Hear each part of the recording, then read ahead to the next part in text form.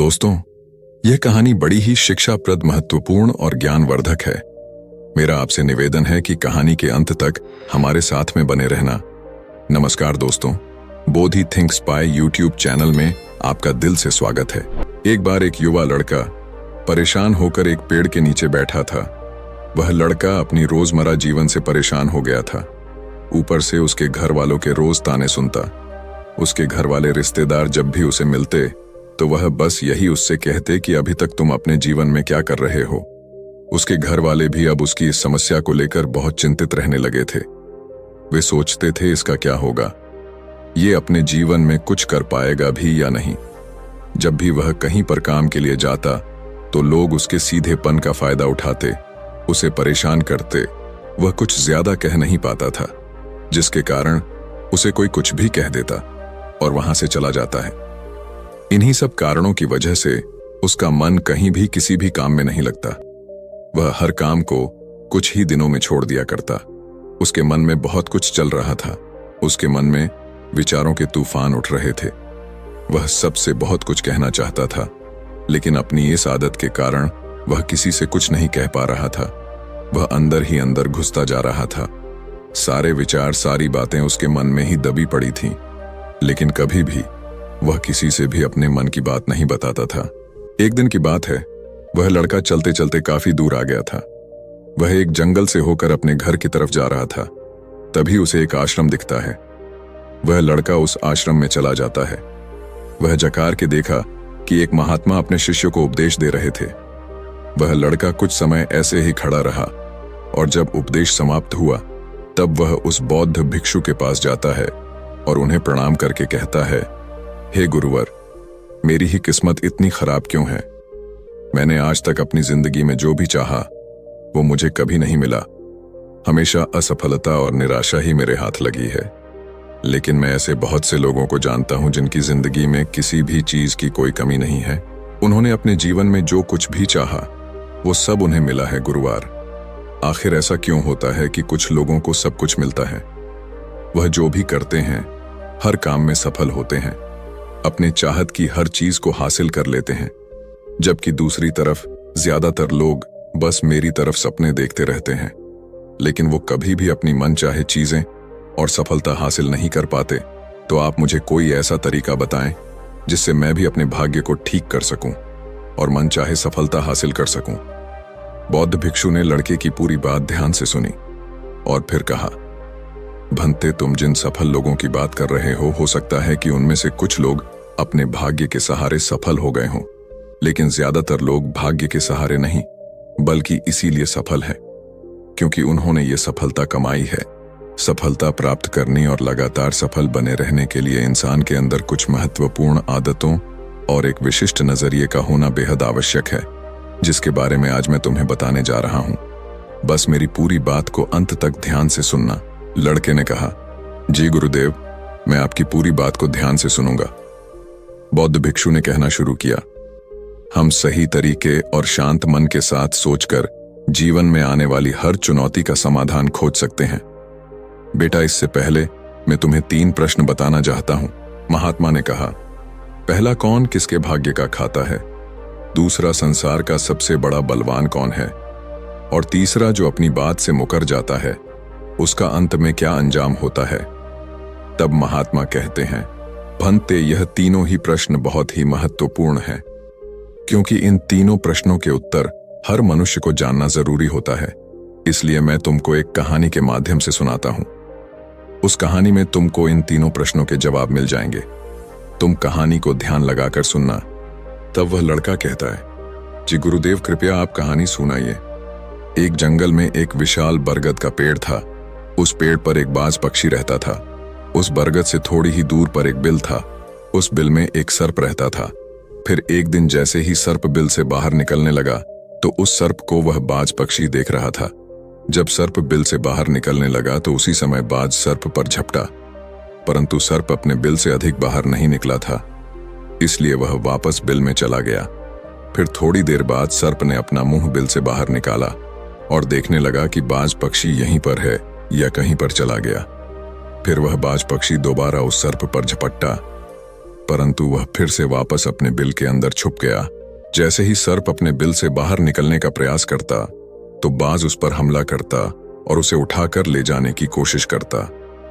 बाज मन में सोच रहा था कि जब भी तू बाहर निकलेगा तो मैं तुझे अपना भोजन बना लूंगा, और सर्प उस बाज के डर से बिल में छुपा रहता है। जब सर्प को उस बिल में रहते हुए काफी समय हो जाता है तो सर्प मन में विचार करने लगता है कि यदि राजा विक्रम कहीं से आ जाए तो वह दूसरों के कष्टों का हरण करते हैं, और राजा विक्रम ही ऐसे हैं जो मुझे इस बात से बचा सकते हैं।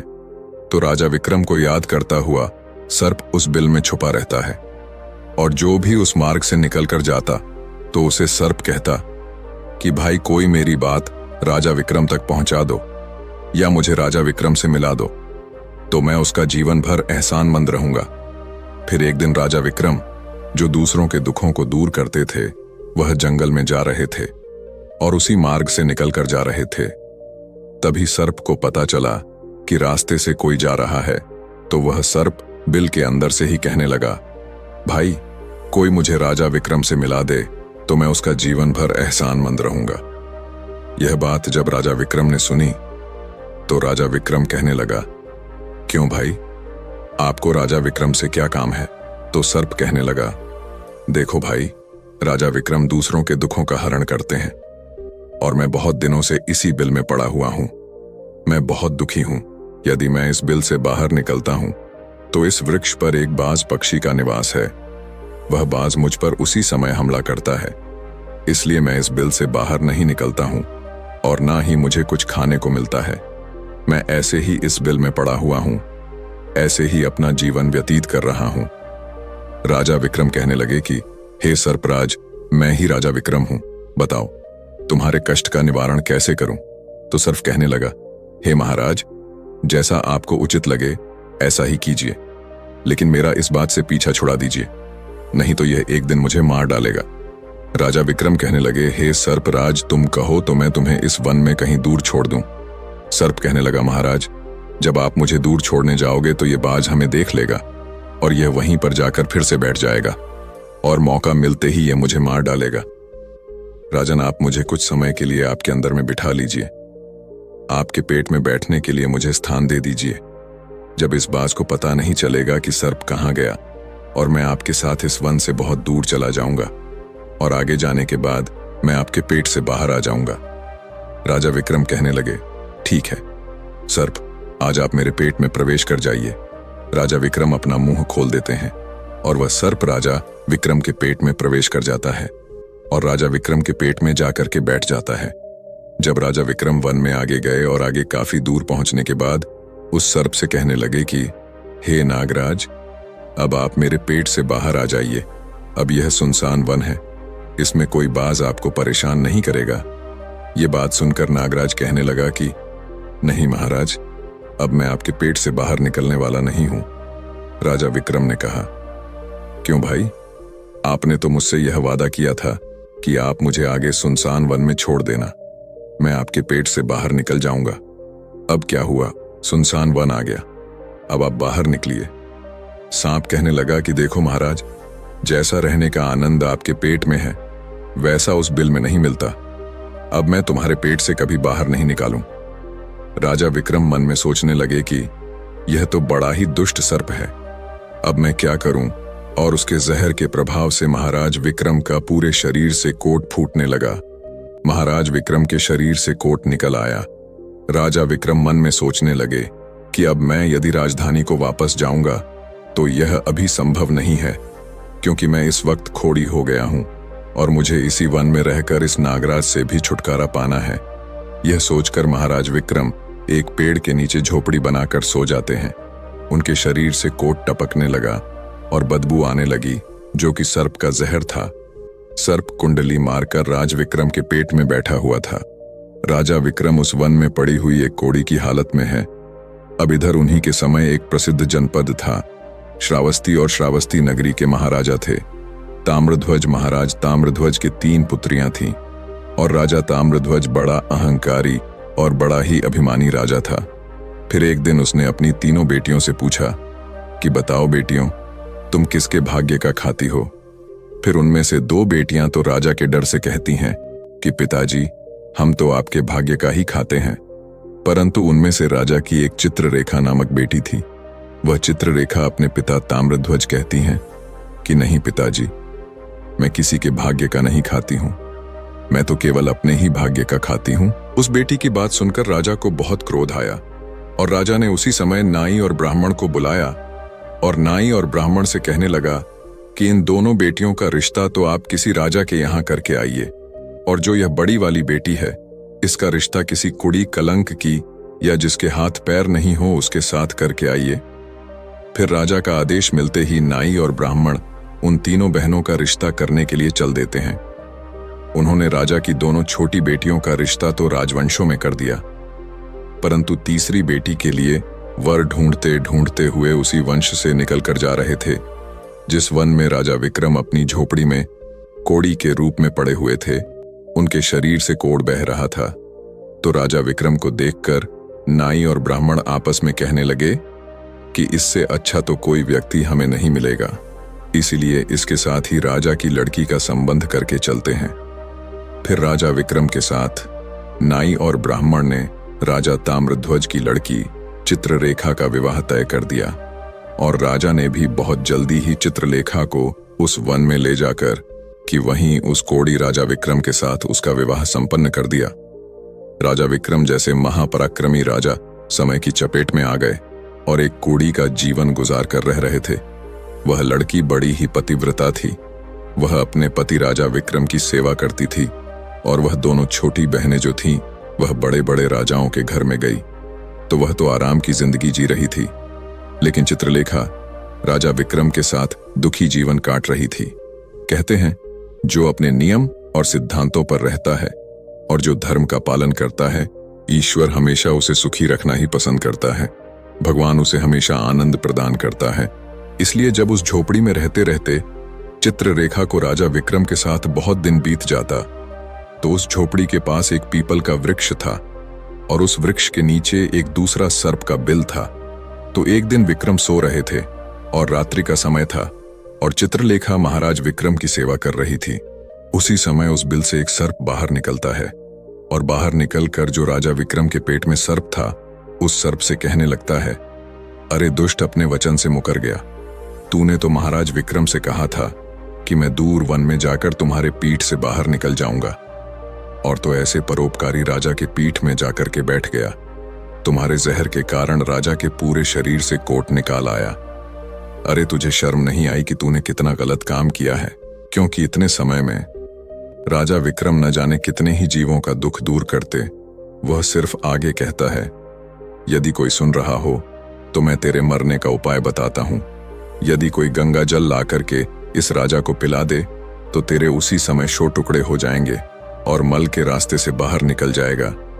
अब राजा के पेट के अंदर बैठा हुआ जो सर्प था, वह दूसरे सर्प से कहने लगा कि तेरे जैसा भी मैंने कभी नहीं देखा। धन के खजाने पर कुंडली मारकर बैठा है। यदि यह धन मानव समुदाय के कल्याण के लिए लगाया जाता तो इससे न जाने कितने मानवों का भला होता। मैं भी तेरे मरने का उपाय बताता हूं। यदि कोई सुन रहा हो तो कोई पीपा तेल गर्म करके तेरे बिल में डाल दे तो उसी समय तू नष्ट हो जाएगा, और इस बिल वाले स्थान की खुदाई करेगा तो यहां पर अपार धन संपत्ति निकलेगी। उस बात को चित्रलेखा बड़े ध्यान से सुन रही थी। चित्रलेखा ने मन में विचार आया, यह राजा विक्रम है और इनके पेट में एक सर्प बैठा हुआ है, इस कारण महाराज के शरीर से कोड़ निकाल रहा है। तो वह बेचारी चित्ररेखा एक ऋषियों के आश्रम पर पहुंचती है और उन ऋषियों से अनुरोध करती है कि महात्मा, मुझे एक गिलास गंगा जल की आवश्यकता है। ऋषियों ने कहा, कौन हो? गंगा जल का क्या करेगी? तो वह चित्ररेखा कहने लगी, हे मुनिवर, मैं राजा ताम्रध्वज की बेटी चित्ररेखा हूं और मेरे पति के लिए मुझे दवा के रूप में गंगा जल चाहिए। उस ऋषियों ने उसे एक गिलास गंगा जल दे दिया। अब चित्ररेखा गंगा जल लेकर जल्दी ही महाराज विक्रम के पास पहुंच गई और पहुंचकर महाराज विक्रम से कहने लगे कि महाराज, यह दवाई है आपके कोढ़ को सही करने के लिए, आप इसे ग्रहण कीजिए। राजा विक्रम उस गंगा जल को पी गए और जैसे ही राजा विक्रम ने उस गंगा जल का पान किया तो थोड़ी ही देर में उस सर्प के उसी समय 100 टुकड़े हो गए जो पेट में था। वह सर्प नष्ट हो गया। वह धीरे धीरे राजा के शरीर से बाहर निकल आया। अब तो राजा का कोट धीरे धीरे सही होने लगा और कुछ ही दिनों में राजा का कोट बिल्कुल सही हो गया। राजा का पूरा उपचार हो गया। राजा पहले की तरह स्वस्थ हो गए। अब राजा विक्रम से चित्ररेखा कहने लगी, हे महाराज, मैं एक स्त्री हूं, इस शहर में नहीं जा सकती हूं। आप शहर में जाइए और एक पीपा तेल लेकर आ जाए। राजा विक्रम कहने लगे कि चित्ररेखा, उस तेल का तुम क्या करोगी? चित्ररेखा ने कहा, महाराज, आप पहले तेल का पीपा लेकर आइए, फिर मैं आपको बताऊंगी। फिर चित्ररेखा की बात सुनकर राजा विक्रम बाजार में जाते हैं और वहां से एक पीपा तेल का लेकर आते हैं। फिर चित्ररेखा वहां आग जलाती है और उस आग पर उस तेल को गर्म करती है और गर्म करके उस सर्प के बिल में खाली कर देती है। जैसे ही उस बिल में वह गर्म तेल डाला गया तो सर्प की मृत्यु हो गई। राजा विक्रम से चित्ररेखा कहने लगी कि महाराज, स्थान को खोद दीजिए। फिर राजा विक्रम ने जब उस स्थान की खुदाई की तो वहां से अपार धन संपत्ति निकाली। चित्ररेखा कहने लगी, महाराज देखिए, मैं जानती हूं कि आप जय नरेश राजा विक्रम हैं, परंतु मेरे पिता ने मेरा अपमान किया है और मुझे एक कोढ़ाई को दिया था, परंतु मैं मेरे भाग्य का खाती हूं। इसलिए इसी स्थान पर मेरे पिता का जो महल है उससे अच्छा महल बनना चाहिए। राजा विक्रम कहने लगे, चित्ररेखा, तुम कैसी बातें कर रही हो? हम नरेश हैं, भला यहां पर महल क्यों बनाएंगे? आप उज्जैन नगरी को चलिए। परंतु राजा विक्रम के कहने पर भी चित्ररेखा नहीं मानी। फिर राजा विक्रम ने उस वन में एक शानदार महल का निर्माण करवाया। दोस्तों, इस संसार में सबसे बलवान समय होता है और कोई बलवान नहीं होता है। जिसका समय अच्छा होता है वह आगे बढ़ता रहता है और जिसका समय खराब हो जाता है, जिसका समय विपरीत होता है, वह पतन की ओर अग्रसर हो जाता है। राजा ताम्रध्वज पर एक दूसरा राजा आक्रमण कर देता है और उस आक्रमण में ताम्रध्वज पराजित हो जाता है और राजा अपने परिवार हित प्राण बचाने के लिए उसी वन में पहुंच जाता है। जब वन में राजा भूखा प्यासा भटक रहा था, फटे हुए वस्त्र और भूख से पीड़ित और प्यास से राजा का गला सूखा जा रहा था, तो राजा घूमते घूमते उस चित्ररेखा और राजा विक्रम के महल के नजदीक से गुजरता है। तो चित्ररेखा अपने पिताजी को पहचान जाती है। चित्ररेखा ने अपने एक सेवक को भेजा और सेवक भेजकर महाराज ताम्रध्वज, जो कि एक फटी हुई हाल में थे, उनके पास वस्त्र नहीं थे, उन्हें बुलवाया। ताम्रध्वज ने सोचा कि यह न जाने कौन है और हमें क्यों बुला रही है। जब राजा ताम्रध्वज उस लड़की के पास पहुंचे तो लड़की को पहचान लिया। चित्ररेखा ताम्रध्वज से कहने लगी कि पिताजी, मैं वही चित्ररेखा हूं और मैं आपसे यह कहती थी कि मैं मेरे भाग्य का खाती हूं। देखिए, मैं मेरे ही भाग्य का खाती हूं, आपके भाग्य का नहीं खाती हूं। पिताजी, मैं वही चित्ररेखा हूं और मैं आपसे यह कहती थी कि मैं मेरे भाग्य का खाती हूं। देखिए, मैं मेरे ही भाग्य का खाती हूं, आपके भाग्य का नहीं खाती हूं। आपने ने मुझे एक कूड़ी को दिया था, परंतु मेरे भाग्य में तो एक सम्राट लिखा था। देखिए पिताजी, मैं उज्जैन नरेश राजा विक्रम की पत्नी हूं। राजा ताम्रध्वज मन में विचार करता है और अपनी उस लड़की से अपने अपराध के लिए क्षमा मांगता है। इस संसार में सबसे बड़ा बलवान समय है और हर कोई व्यक्ति किसी दूसरे के भाग्य का नहीं खाता है। हर कोई यह सोचता है कि यह मेरे भाग्य का खा रहा है, नहीं, कोई किसी के भाग्य का नहीं खाता है। जो कोई खाता है वह अपने भाग्य का ही खाता है। हर दाने दाने पर खाने वाले का नाम होता है। आप यह ना सोचे कि हम किसी को खिला रहे हैं। आप किसी को खिलाने वाले कौन होते हैं? इस संसार को खिलाने वाला तो एक ही है और वह है भगवान। जो अपनी बात से मुकर जाता है उसका अंत वही होता है जो राजा विक्रम के पेट में बैठे हुए उस सर्प का हुआ था। अंततः वह विनाश को प्राप्त होता है। हमेशा सत्य की ही जीत होती है और अधर्मी, अत्याचारी और पापियों का अंत होता है। इस तरीके से राजा विक्रम और उसकी पत्नी चित्ररेखा ने राजा ताम्रध्वज का बड़ा स्वागत किया। वह राजा विक्रम महाराज ताम्रध्वज को अपने साथ उज्जैन ले आए और में राजा विक्रम ने अपनी सेना राजा ताम्रध्वज के साथ भेजी और जिस राजा ने ताम्रध्वज को पराजित किया था उससे अपना राज्य वापस पा लिया। दोस्तों, जिसकी किस्मत अच्छी होती है, जिसके कर्म अच्छे होते हैं, उसे ईश्वर कहीं ना कहीं से देता है। हम और तुम तो अपने परिवार का पालन करने में भी हिचक जाते हैं, लेकिन इस संसार का पालन करने वाले को देखिए, वह पूरे संसार का हर जीव जंतुओं का ध्यान रखता है। महात्मा फिर उस लड़के को कहते हैं कि अब तुम्हें उन 3 प्रश्न का जवाब मिल गया होगा। लड़के ने कहा, जी महात्मा। फिर उस लड़के ने महात्मा को धन्यवाद किया और अपने घर लौट आया। उसके बाद उस लड़के ने बहुत मेहनत की और अपने सपने पूरे किए और एक बड़ा व्यापारी बन गया। तो दोस्तों, कैसी लगी आपको ये कहानी? आप हमें कमेंट सेक्शन में जरूर बताना, और अच्छी लगी हो तो इस चैनल को सब्सक्राइब जरूर कर लेना। तो चलिए, मिलते हैं ऐसी ही कोई नई कहानी में। तब तक के लिए अपना ख्याल रखें। धन्यवाद और नमो बुद्धाय।